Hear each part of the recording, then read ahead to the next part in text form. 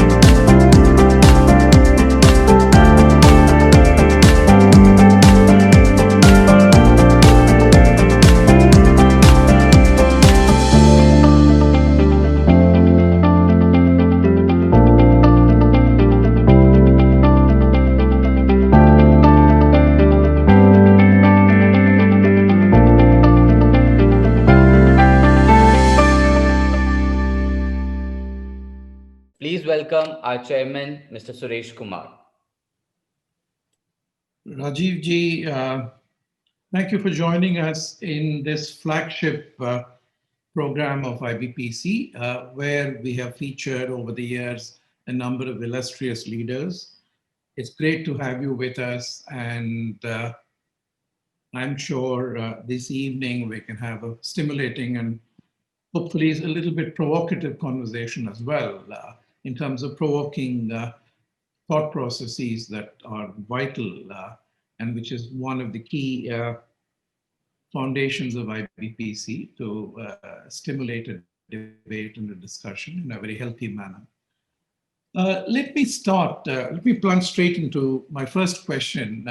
Start with asking you a little bit about your early background. You were born in Gujarat, in Ahmedabad, son of an air commodore in the Indian Air Force and possibly central schools across India. Did your early education and your armed forces background equip you for some of the tremendous initiatives that you've been involved in terms of promoting welfare of armed forces veterans, one rank, one pension scheme, specifically focused on taking care of those that take care of all of us at the frontier warriors, literally. So tell us a little bit about the impact or the influence your early background has had on you as you shape policies going forward. Thank you, Suresh Kumar ji. Thank you very much for inviting me here today. Thank you for having me. Thank you for that video. I think I've never had an opportunity to look back at my 14 years in public life the way you put it out there. So it's useful sometimes for me to realize that I have done some work, hopefully not as, or hopefully as much as most of it to the satisfaction of the people who I serve. So thank you for that. And I start by also wishing that all of you are safe in these difficult times and keep safe. These are interestingly challenging times that we're going through as individuals, as businesses, as nations, and as indeed global communities. With that being said, I think, Suresh, I think, my background, like you correctly said, I come from a services officers family. I've lived those 12 years of my high school. I did in 9 different Kendriya Vidyalayas all around the country. And no, I don't say this to try and, say that my life was anything extraordinarily special, but that was par for the course for many Indians whose parents were in government service and lived lives of semi-nomads, traveling all around the country.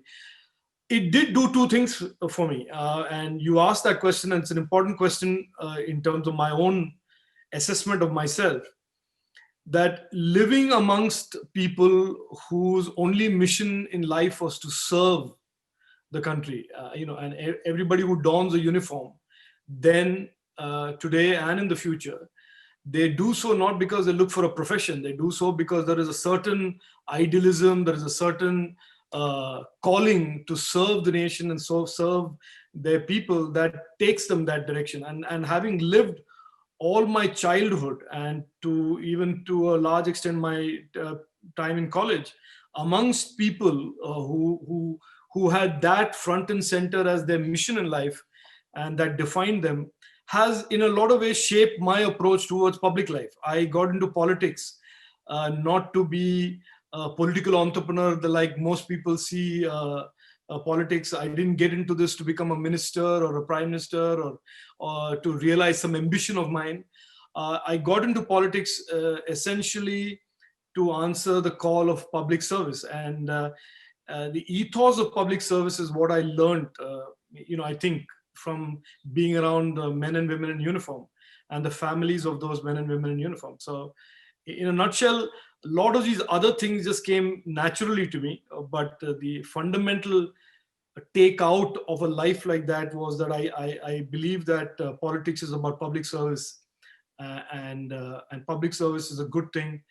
And even though there may be no clear outcomes of what you do in terms of a cup or a trophy or things like that, but there is a certain satisfaction that you get at the end of the day that you have served your nation and you served your people to the best of your ability. So that's the takeout for me. Understood. Fast forwarding a bit, you then studied both electrical engineering at Manipal and then technology in Illinois Institute of Technology in the US, and served as a technology professional, technology person for a few years in the US before becoming an entrepreneur in India. And a very successful entrepreneur. These days we talk about unicorns. You were possibly one of the first unicorns that I've seen in that generation. So tell us that journey. What made you? I mean, I think you took to technology in an age when technology was not a fad or was not the regular calling for many people. So give us a flavor of that time. I did my engineering in Manipal when obviously the flavor was, fields like electrical engineering, electrical and electronics was also fashionable or the fad those days. But towards the end of my engineering in Manipal, the MIT, which is Manipal Institute of Technology, managed to get a DCM Spectrum 7. I mean, for most people, this is a relic or a name from the historical past. but it was a mini computer that was made by DCM, which was running on an 8-bit microprocessor, running an old operating system, I mean, new for those days, called CP-M. And they had this air-conditioned cabin that they put up in, and they had a cutting of a ribbon ceremony called a computer center, and they installed this computer. And I, from the get-go, spent, till then I used to spend my time on motorcycles and running around the area and doing all of what college students do.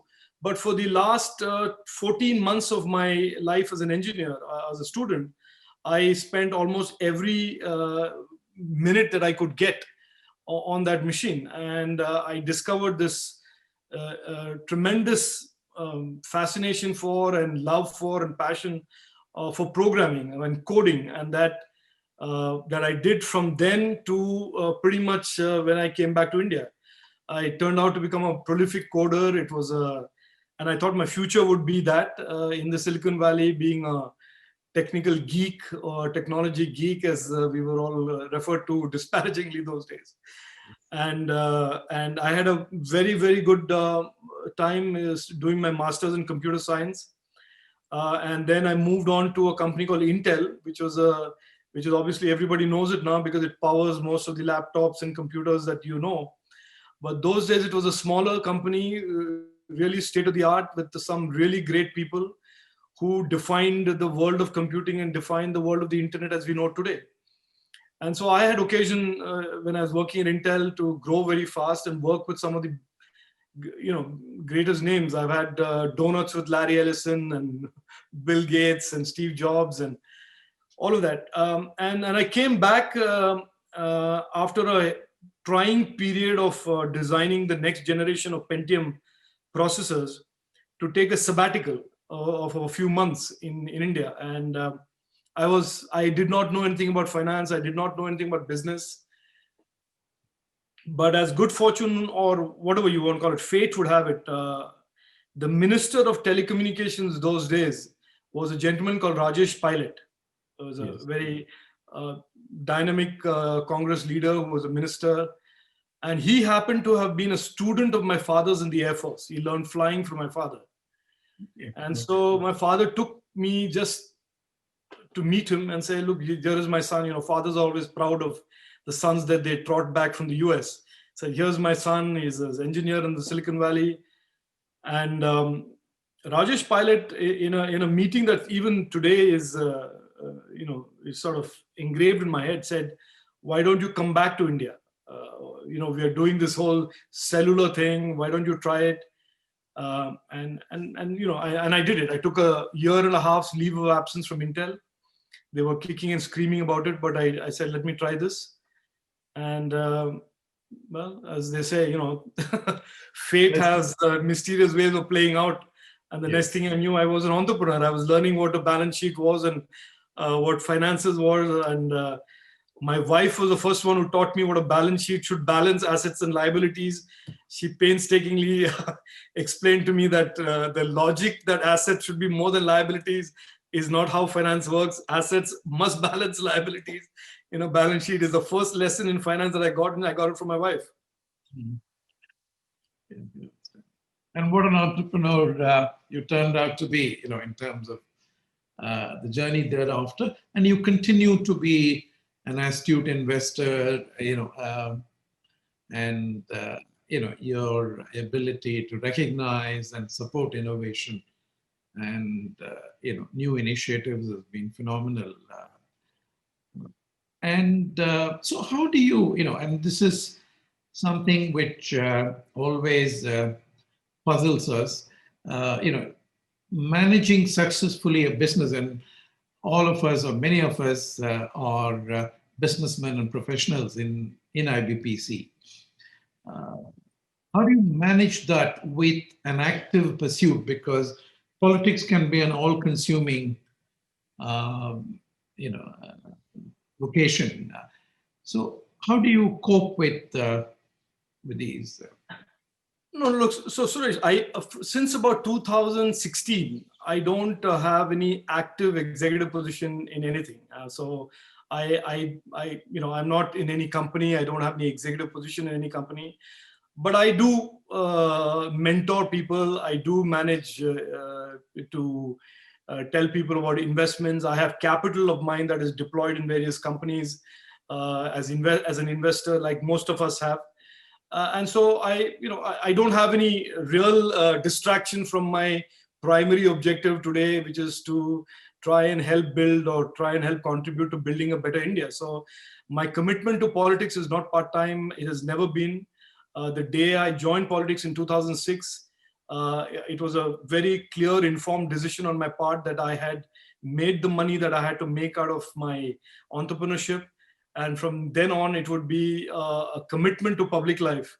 That would be a commitment that would be free of any conflict of interest, free of any controversy. And I would do this in a way where I was committing my time and effort in the pursuit of public service.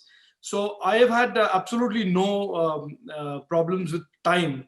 As a matter of fact, the only thing now is about how to best manage your time, because there are so many different things that I do in politics. I am, like I said, I'm a member of parliament, and I have other responsibilities that the party has given me, both at the center and the state. So there is always that challenge of time, but that is, I think, a challenge that all of us face, especially during this COVID period. And, would you recommend, as you know, right from the time of Mahatma Gandhi, who was an NRI, we have had a few NRIs that have gone back from this region to I wouldn't say dabble in politics, but as you said, unless you have a single-minded focus to contribute to, to work across various strata of society, it's a difficult master to please. Would you say that? Sorry, I missed that point. What is the difficult master to please? If you're in politics, it has to be all or nothing. Yeah, absolutely. No, look, but it finally, in my opinion, public service, whether you do it as an NGO, whether you do it through your foundation, whether you immerse yourself in public life, is a calling.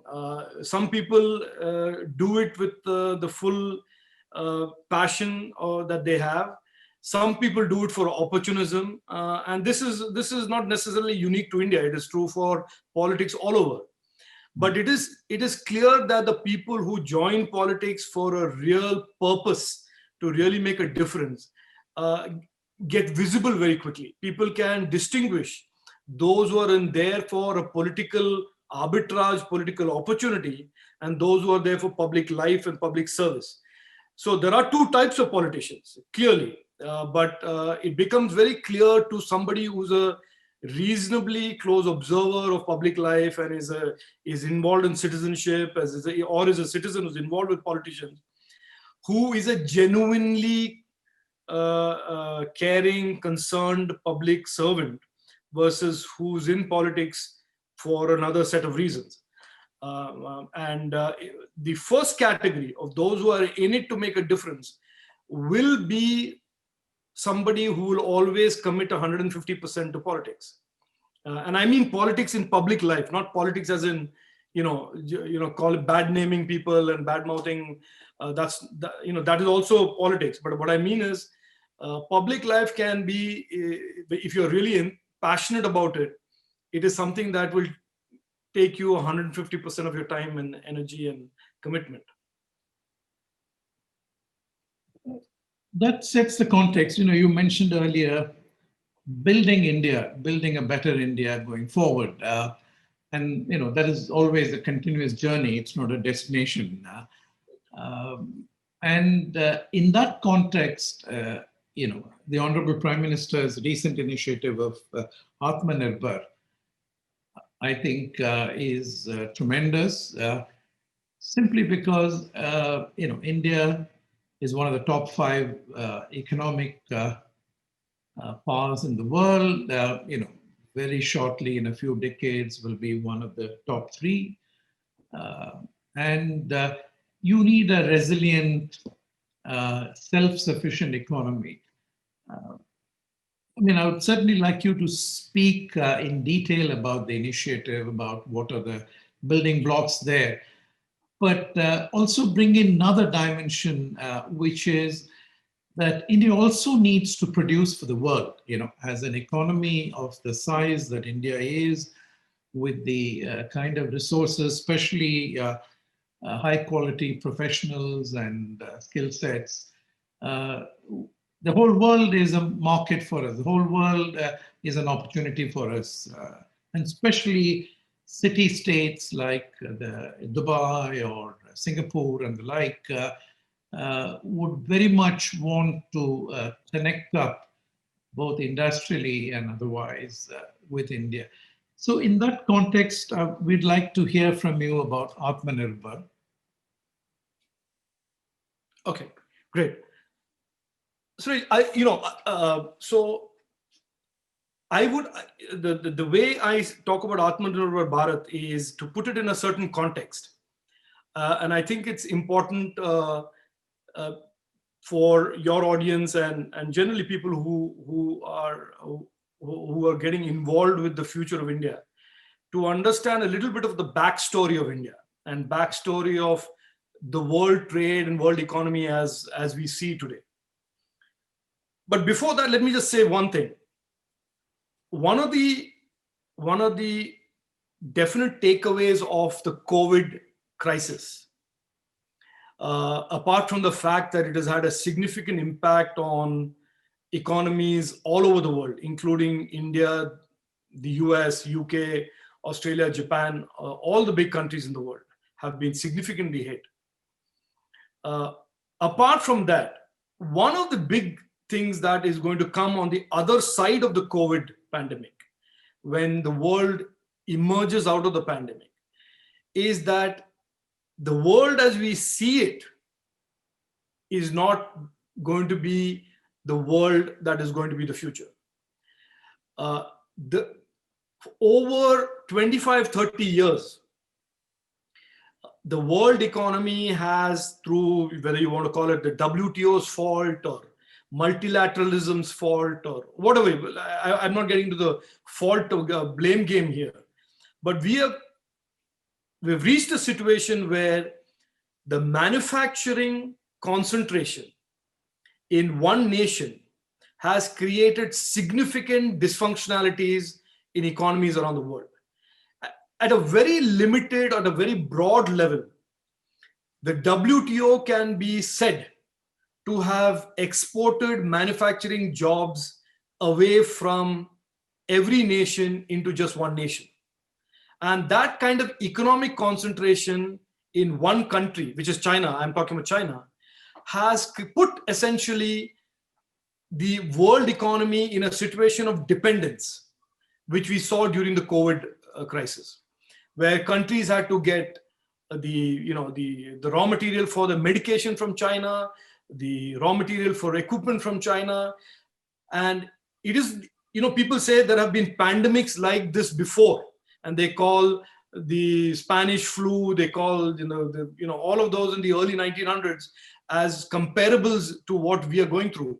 And I say to all of them, 100% no.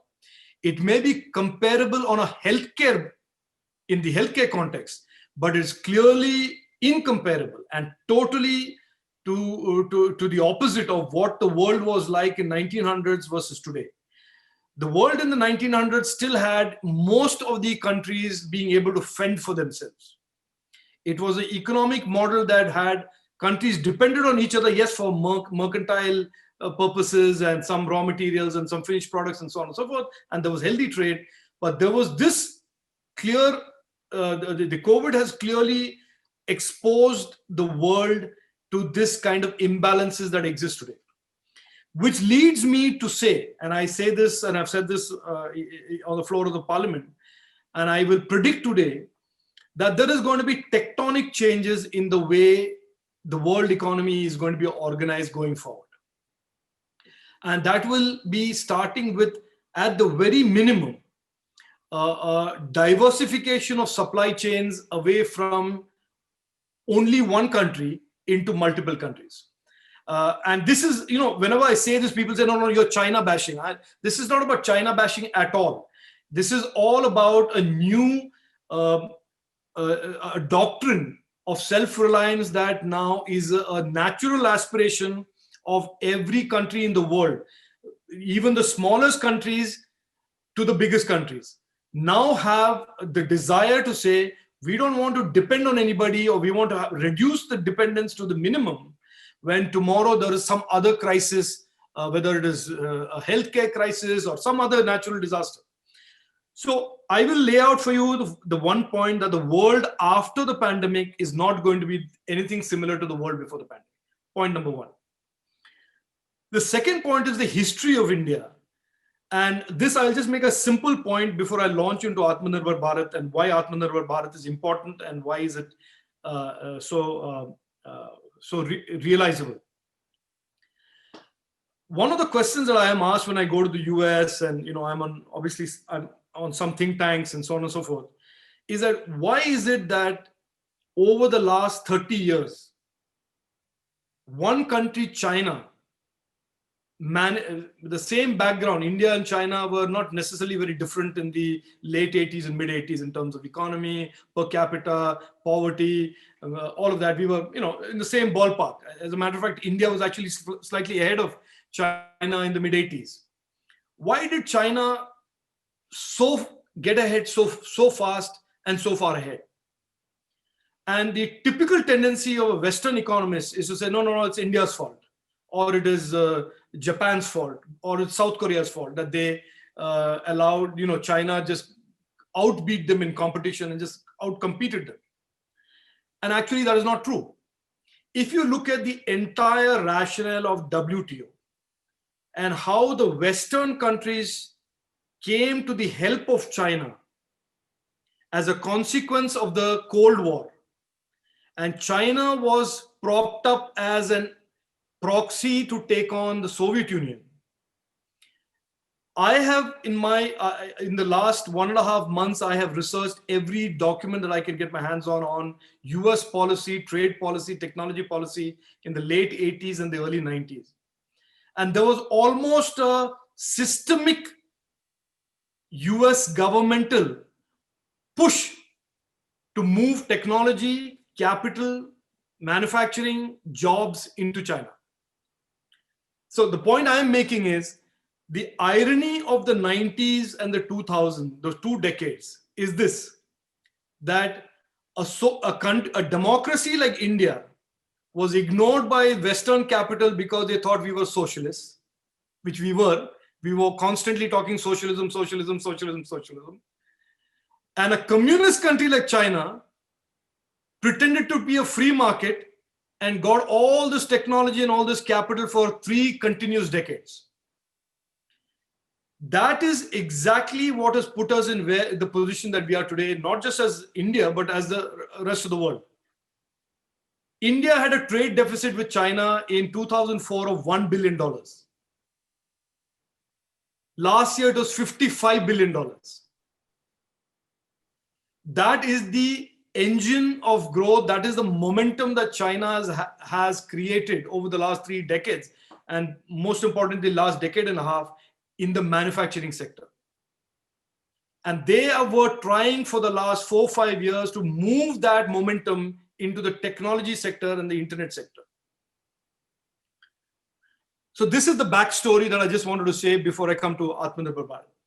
Now, what is Atmanirbhar Bharat? Some people will say, no, it's protectionism, it is socialism, it's autarky, it is the Bombay Club being revisited, Indian companies want no competition. It's none of that. The Prime Minister's vision for Atmanirbhar Bharat is that India will welcome investments from all over the world,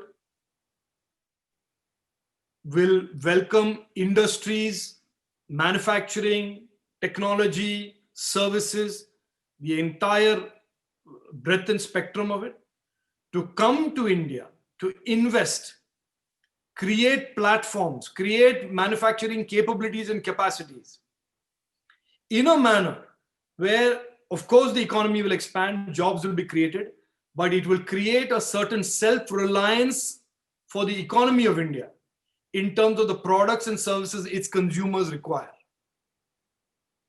And it is an absolutely futuristic, it is an absolutely forward-looking, it is an absolutely well thought through vision and roadmap, which requires the government not just to roll out the red carpet. It will require, if you need a company a South Korean company or a Taiwanese company or a Japanese company to move its manufacturing from China to India, or move part of its supply chain from China to India, it requires a large number of reforms that the Indian government and the Indian economy has to undertake.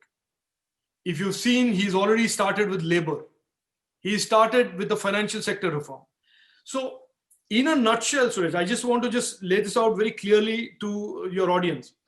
Atmanirbhar Bharat is about saying we will evolve an Indian economic model, not borrowed Western concepts, not borrowed ideas from the West or wherever, but uniquely Indian economic model, which will have the best from the West, best from wherever.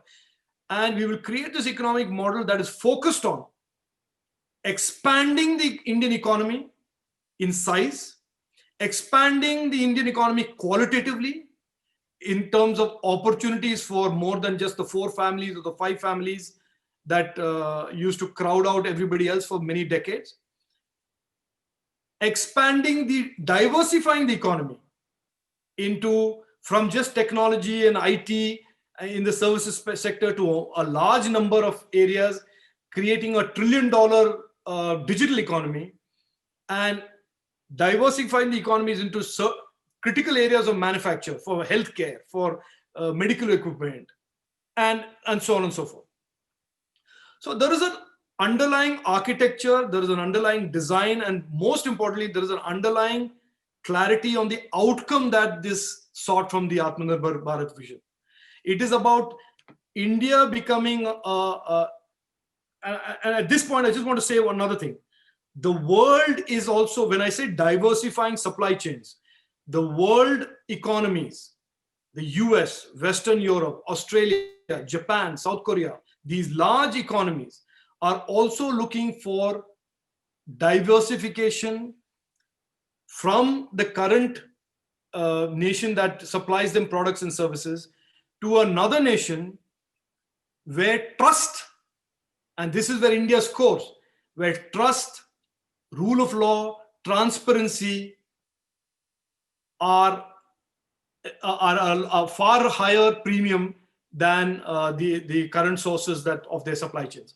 So I'll end today, and I always end by saying it is like a perfect storm coming together. The COVID has woken up the world to the need for a new trusted partner. India has woken up after COVID to the need of a new economic model. And Indians today, entrepreneurs, businesses, investors in India and abroad, are waking up post-COVID and during COVID to realize that there is a significant opportunity that if we can seize the moment, the growth trajectory of India can be a step function increase rather than a gradual increase that we have been talking about. The opportunity is there. The intent is there. Now the leadership has put together a strategy to make that happen. And it is a question of now mobilizing people, mobilizing industry, mobilizing investors to all start believing in this vision. Because, at the end of the day, you know this, Suresh, a chief executive can only be as successful as the team he leads.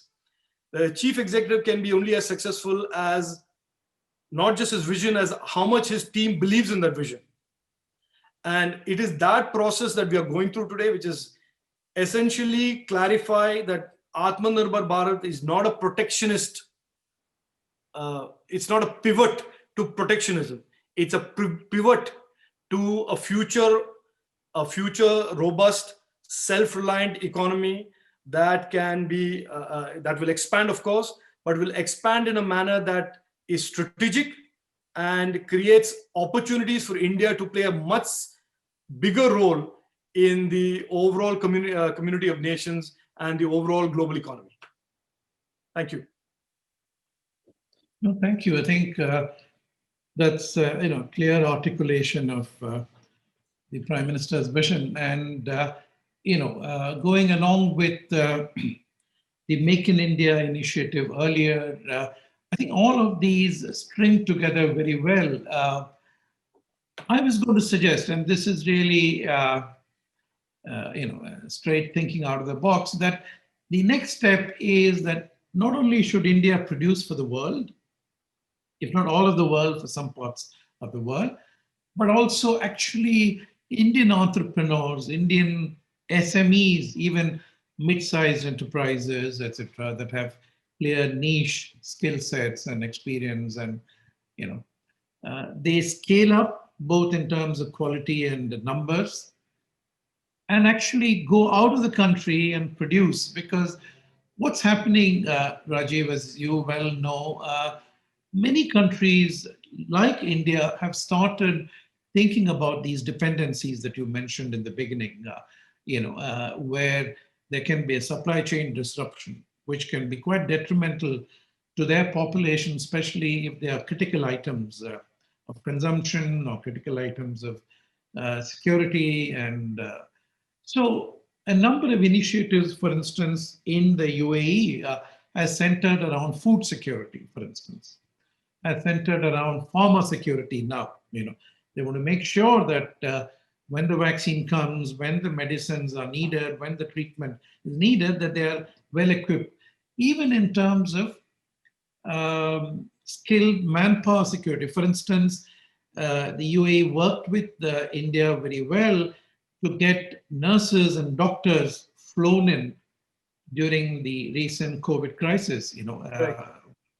So I think there is regional dependencies that get created, but one way to address it, as I have been mentioning, is that the Indian companies actually come and do the last mile production overseas, which addresses that country's strategic needs and also addresses India. It creates jobs in the process, it creates output, it creates wealth, both countries.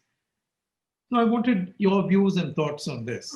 No, I completely agree, Suresh. My own view is that out of the debris of WTO, and I'm a bit harsh on the WTO, but I have a reason for it.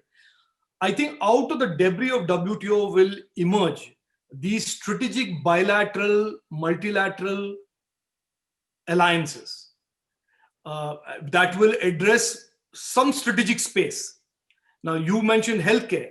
I think, for example, the Emirates and India have many ways of collaborating between India and Emirates in many different ways. And similarly, India and Taiwan, for example, have the opportunities to collaborate in areas of high technologies, semiconductor, so many different things. I have argued, for example, that the future of technology, the internet, the future in terms of computing, all of that has to vest in open societies and open countries. It cannot be because we were sleeping at the wheel, suddenly the artificial intelligence technologies and standard and the stacks get controlled by countries that have absolutely no democracy or openness or transparency. So I think my own view on this is that, and I'm not a predicting person, and I don't think anybody should try being in the predicting business, but the world post-COVID, Suresh, is going to be a very different world. And it will not be some sudden, abrupt change. It will be gradual. But the momentum for that kind of change and re-architecting is already underway. And countries will find the steady state equilibrium of their partnerships and the areas that they want to cooperate in by talking to themselves. And I think an underlying need for all that is a focus on economic security.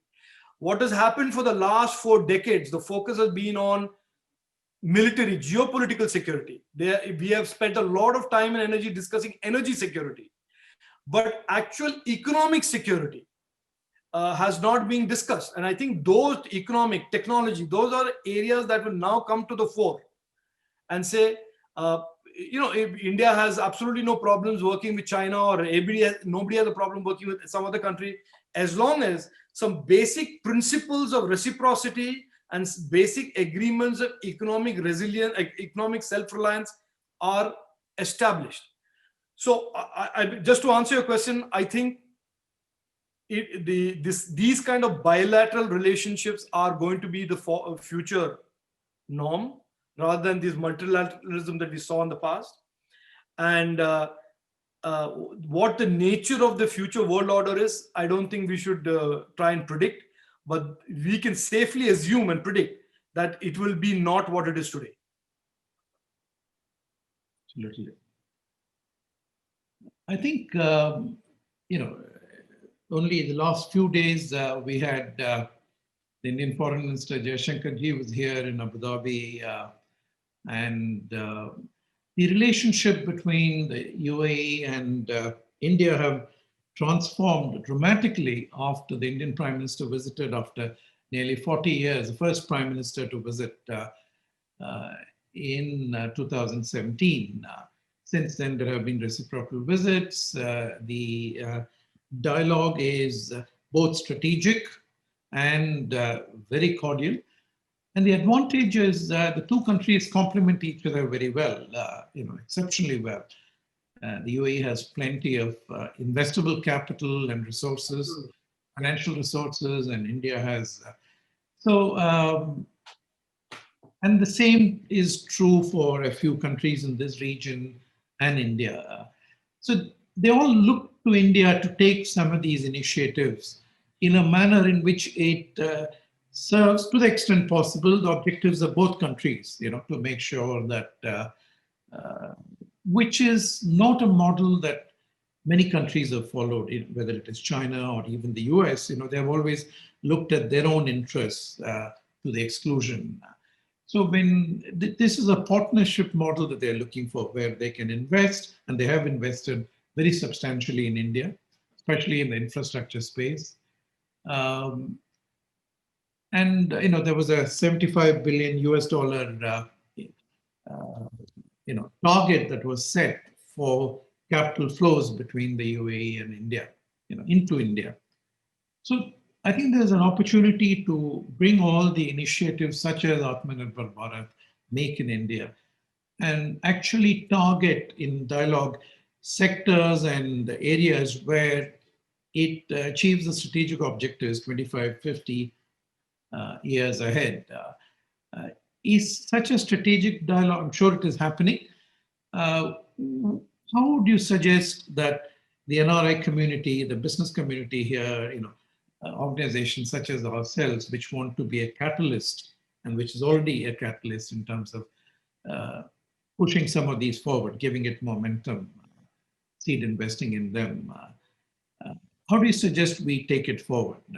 No, I think obviously the first thing that IBPC can do, and indeed any organization that wants economic prosperity and wants to get the future of the world moving in a direction where there is less conflict and more economic growth, sustainable economic growth, is basically to help communicate this. And I think to those who are going out there and saying Atmanirbhar Bharat is about creating an island of India, and that is just factually wrong. Atmanirbhar Bharat is basically to make India strong, not to the exclusion of anybody, but if India can be strong along with the UAE, along with its neighbors, along with everybody else, so much better for this part of the world. So I think economic growth, economic prosperity, economic opportunity, and partnerships for that, ideas, joint ideas of that, are, in my opinion, what the world requires today. And IBPC and working with our missions there, or working directly with industry associations in India, can play a very good role in because government to government, I always say this, even though I'm a party spokesperson, the government to governments always have a limitation vis-a-vis their imagination. It's not necessarily a wrong thing, but they operate in a certain straitjacket. But civil society, industry associations to industry association, can explore the world of opportunities into much more than the straitjacket, go beyond the straitjacket, think of ideas that are not necessarily intuitive. While I think clearly the India looks to the UAE to invest, co-develop, co-own infrastructure in India. What are the other areas that UAE can come in, which are more consumer facing, which are brands that can leverage the UAE markets, that can leverage the Indian large market? There are opportunities for consumer brands. So I think those kinds of interesting new ideas, interesting new structures of co-owning, co-investing, co-development are areas that IBPC can help with. I mean, and if you need my help in introducing you to people or facilitating any meetings for that, I'm happy to do so. Thank you, Rajeev. We will take you up on that offer.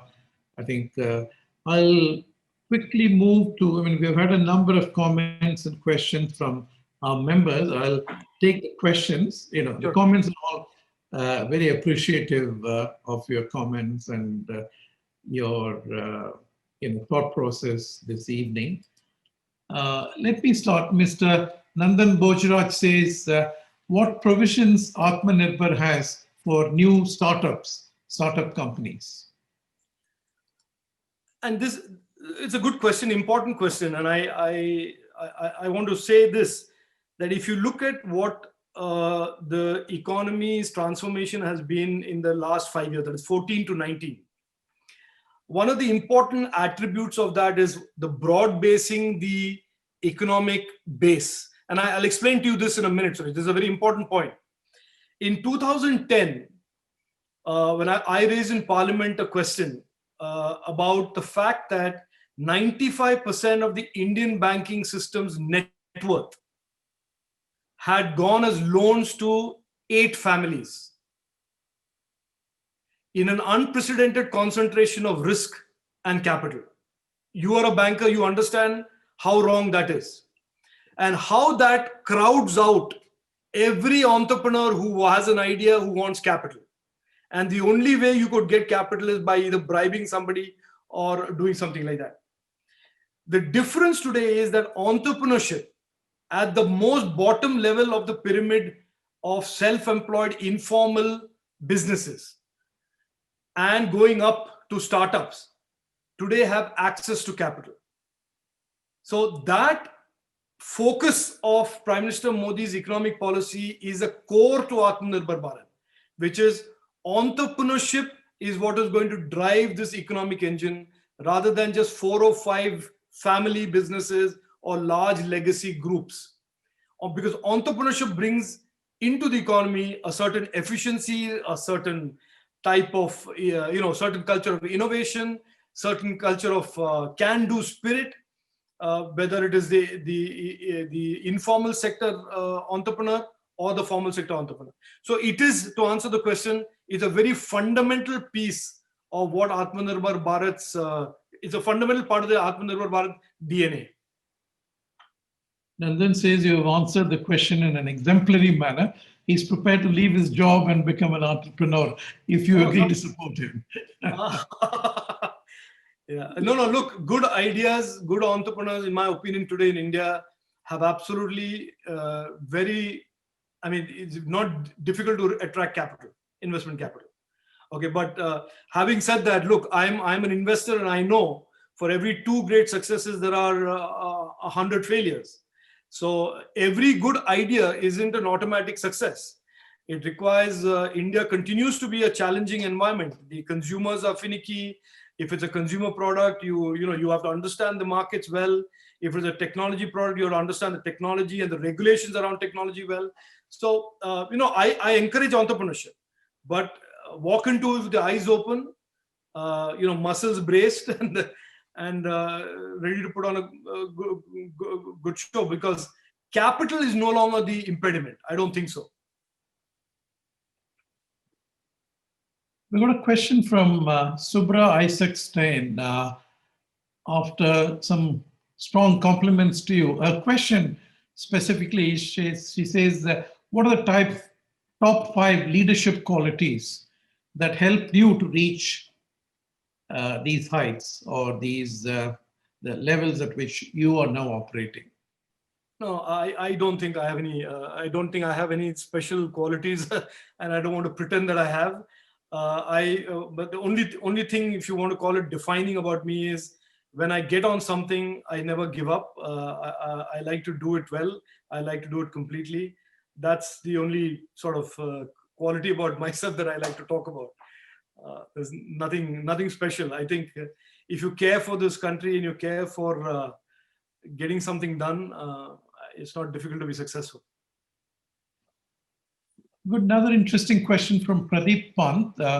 He says, how does Atmanirbhar create a roadmap for professionals? And what role do you see them performing in the way going forward? No, I think Atmanirbhar Bharat is all about professionals, whether it is an entrepreneur who's a professional or I think one of the things about Atmanirbhar Bharat is that you are creating a new wave of businesses that are going to be globally competitive, that are going to have to serve consumers all around the world with products and services. And it will need the Indian professional to be a professional that can compete with the professionals of the world.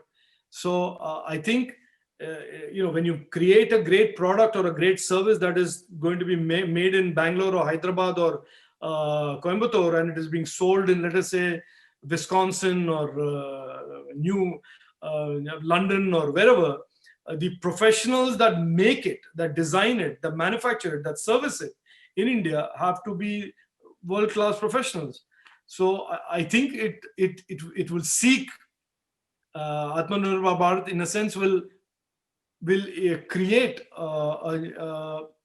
world-class professionals in India, whether you are business, manufacturing, finance, whatever. I think an Indian professional will be compared to and comparable to the best in the world.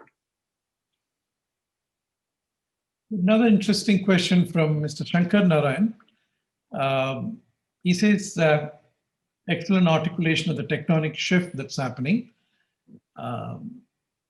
His question is that India decided not to join the RCEP, the movement in the Far East, the economic bloc or the trading bloc that was there. Is this an advantage in terms of reaching out global markets, especially in Far East, or was there a conscious decision that this was not in India's best interests? No, clearly, I think one of the clear defining factors of every decision that this government takes, the government of Prime Minister Modi, is national self-interest. And that is the principal litmus test for every decision. India has not had a terribly successful record in these FTAs and free trade agreements. And the consequence of these free trade agreements have been export of jobs, it has really crippled our manufacturing sector in those 10 years that I call the lost decade, 2004 to 2014, where large swathes of MSMEs and manufacturing sectors just got swamped by these FTAs. In the RCEP, the main concern is that it is anchored around China. And hindsight, this decision of RCEP was taken pre-COVID. And India took a bit of stick for it and took a bit of criticism for it.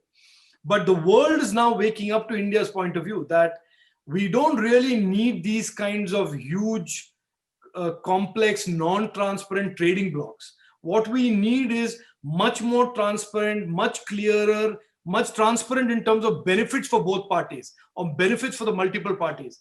rather than these economic models that shroud the eventual outcome with a lot of complex economic theories. In my opinion, it was a good decision. COVID has proved that it is a good decision. What the future will hold, like I said, for WTO and all of these multilateral kinds of trading agreements, we have to see. I personally predict that there will be more bilateral and groups that trust each other, and those agreements will be based on trust rather than contracts. Thank you. I think that's, we've got a couple of more questions. I'll take the next one.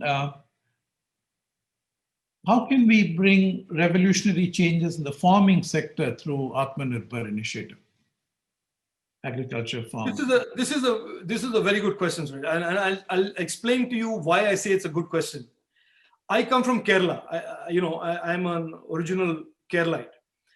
Kerala is a classic example of how years of socialism, communism, whateverism has taken a state that was food surplus, was a net producer of food, to becoming an economy that today relies purely on trade and has to import its food. Now, that is the classic example of economic policies going wrong. That is the classic examples of using Western models to transplant what was a homegrown economic model that Kerala had for many years. And I use Kerala as an example. So food security, not food security as a nation. Atmanirbhar Bharat, in my opinion, will now start conceiving food security at the Jilla district level. That it is not just about saying India is food secure. It has to be that Bihar is food secure, Kerala is food secure, Tamil Nadu is food secure, Madhya Pradesh is food secure. And that while, yes, you can do shortages, you can import for shortages from each state, there is no conceivable reason why the people of Kerala should not be having their own food strategy and growing their own food and importing an incremental amount from Tamil Nadu or Karnataka rather than importing everything from Tamil Nadu and Karnataka. So Atmanirbhar Bharat is a granular concept that can go to the districts and talk about the district's economy. For many years, this Western economic model has replaced the traditional economic model of handicrafts, local economic activity, local jobs, and transplanted this with a macro level economic view saying, as long as India is growing at 6.5% per annum, it doesn't matter if Chhattisgarh is growing -4, it doesn't matter if a district in Kerala is at -25.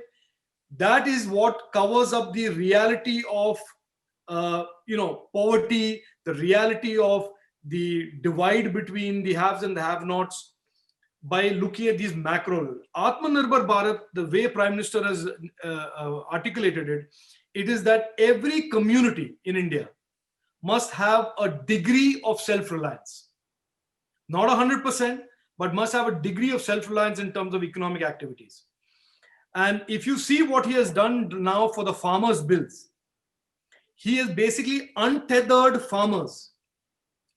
Even though there is some political disputes going on, he has effectively taken farmers from the clutches of a regime that is 40 years old of middlemen and brokers and bureaucrats at this food bureaucrats at the state level, and said, no, you can now go into the open market.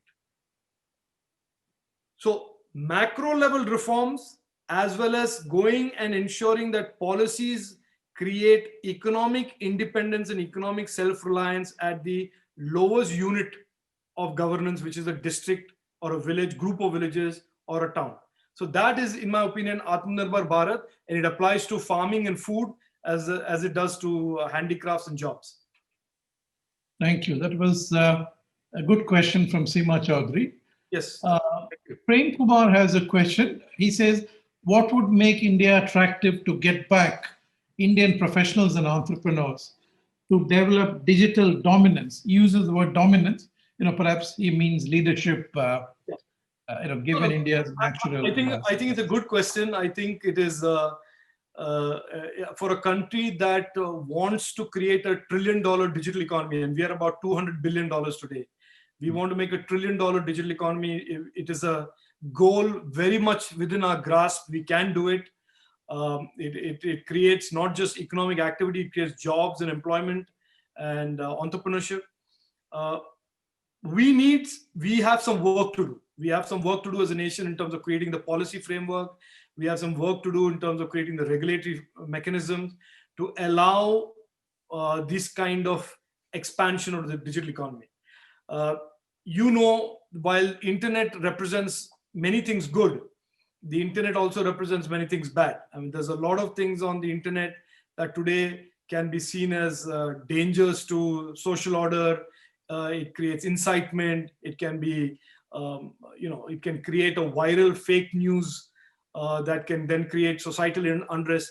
So some of these building blocks on policy, some of the building blocks on digital infrastructure, like fiber networks, 5G networks, creating data center capacities, storage capacities, those have to be rolled out in the coming months and years before that $1 trillion economy can become a reality, which I'm sure it will. But if you are a digital professional today, you have a great idea, you want to be a part of the world's biggest digital economy in the coming years, this is the time to come. Don't wait. Absolutely.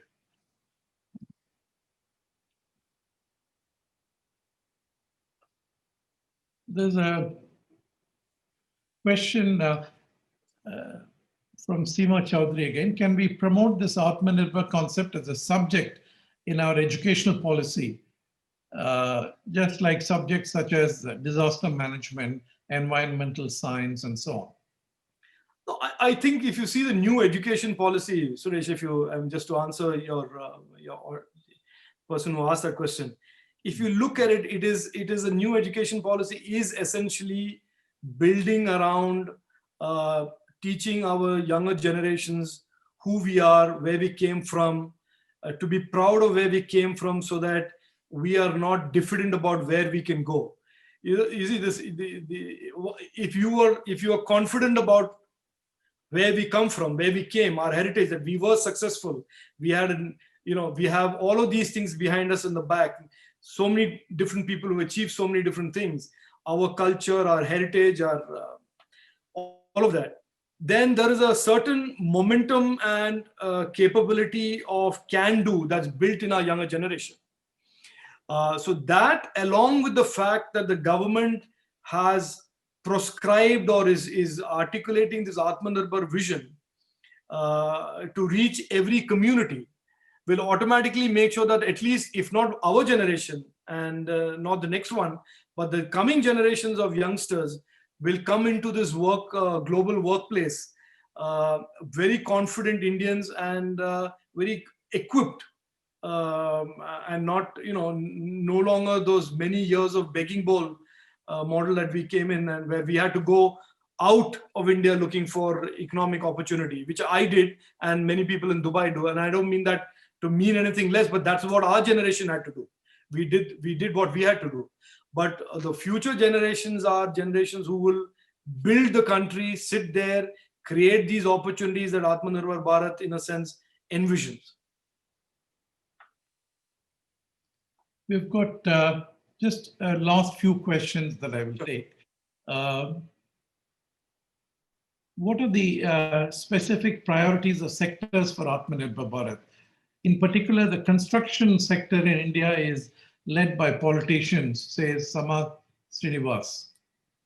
Yeah, and he's not wrong. I think he's not wrong. The real estate and construction sector has, in India, as it has in some other countries in the world, historically had people who have deep connections to politics. And in 2008 or 2009, Raghuram Rajan, who was the chief economic advisor to the then Congress government, famously wrote that wealth in India is created by proximity to politics. And I thought that was the most brilliant way to describe crony capitalism and crony wealth. but that is being slowly dismantled. I think what I can say is the trend is that the winds are not in the favor of that. It may have been the past, but it is no longer easy to be a politician and to be in politics and to be in business and not be very transparent about the business that you're in. It's very, very difficult. I can tell you, I have taken a lot of scrutiny of my own businesses and investments, which I think is a good thing. It should be. So I think that is number one. Number two, in terms of real estate and housing, I just want to say this to the gentleman who asked that question. Look, the demand for housing in India is huge. I mean, the problems with housing in India has been the cost of land and all of these issues related to the what I call the building risk, the construction risk, which is the local guys, the local problems, the local dalals, and all of that. Those are all slowly getting addressed. And the third point, the reason why the winds are in favor of a real expansion of real estate in India, especially for the middle class and the lower and the poor, is that states and cities and panchayats are now increasingly beginning to feel the economic impact of COVID and have to now encourage economic activity on their own. They can't only depend on money coming from the center.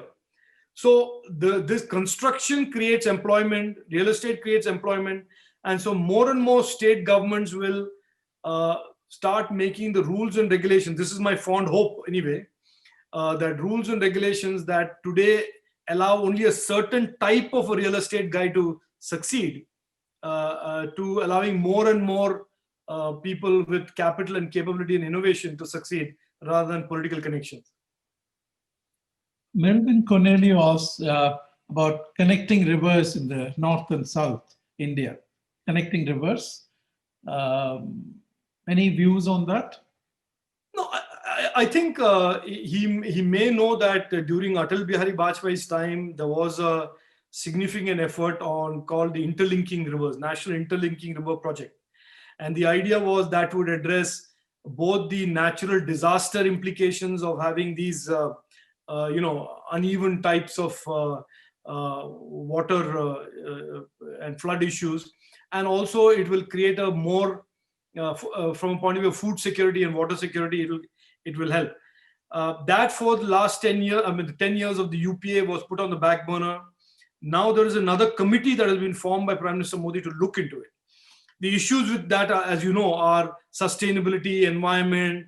There are implications of interlinking rivers that are not very trivial. There are pretty significant implications apart from just the cost. The cost can still be managed, but I think the issues are how to do this interlinking without disrupting the environment and to do so in a manner which is net environmentally positive. So there is a committee that is sitting on it. I personally like the idea at a conceptual level, but I'm not a river expert, so I don't know what the implications of these things are.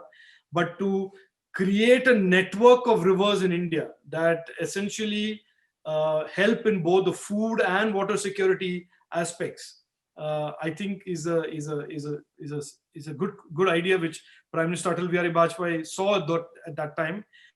But let's see where the committee goes. Mr. Mohandas Balkrishnan asks, and we'll keep this as the last question. Sure. Current farmer agitation in Delhi. How would you propose the country deals with it? So here, let me tell you, and I'm wearing my political hat on this one, but it's not incorrect just because I wear my political hat. There is a tendency for the politicians in India to use a certain half-truth to make people agitated. We saw this during the CAA agitation. We are seeing this during the farmers' agitation. Now, if anybody sits down and sits with a farmer or a person who claims to be a farmer, and if you look at social media, you can see that most of these people claim to be farmers, but they are not. They're political activists. But for anybody who's a farmer, the farmer's bills are good. Yes, in any reform, Suresh, this is the reality of India. For any reform, there is always going to be an affected vested interest. When GST came, there were people who said, no, no, no, it'll kill retail. It will do this, it will do that. There is always people who are vested interests, who love the status quo, who live off the status quo, who are like these leeches that sort of suck the life of the farmers for 40 years.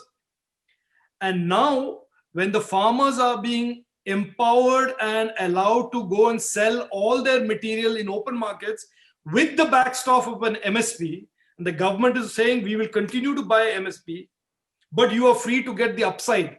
If you get an upside, there will still be people who go out and agitate. And why are they be agitating? Because they've been told all kinds of stories that there will be no MSP, that this is taking away your land, big business will come in and take away all your businesses. So, it is very difficult to fight propaganda, especially in the age of the social media and WhatsApp. And there are 800, 900 million Indians today with phones, almost a billion Indians with phones. And all of them have WhatsApp, all of them have messengers. So it is very easy for a lie to get viral. It is very easy for propaganda to get viral. It's very easy to get people out on the street. In any case, during COVID, people are anyway today, they're not, they look at life through anyway difficult situation. So very easy time to provoke. I find this kind of politics, sort of terrible in my opinion, because you're really preying on people's vulnerabilities and suffering. But as we saw in CAA, as we shall see here, truth has an invariable way of floating to the top. I mean, and the truth always gets visible. And the Prime Minister is very clear. His commitment to farmers and farmers' welfare is very clear from day one. And he's hardly the person. Let me tell you that he's hardly the person to create any adverse effect on farmers, which constitute such a large population in India. So we will see. I think this is politics, and politics, as like I said, will play itself out, and the truth shall come to the fore always. Thank you. I'll close with a comment.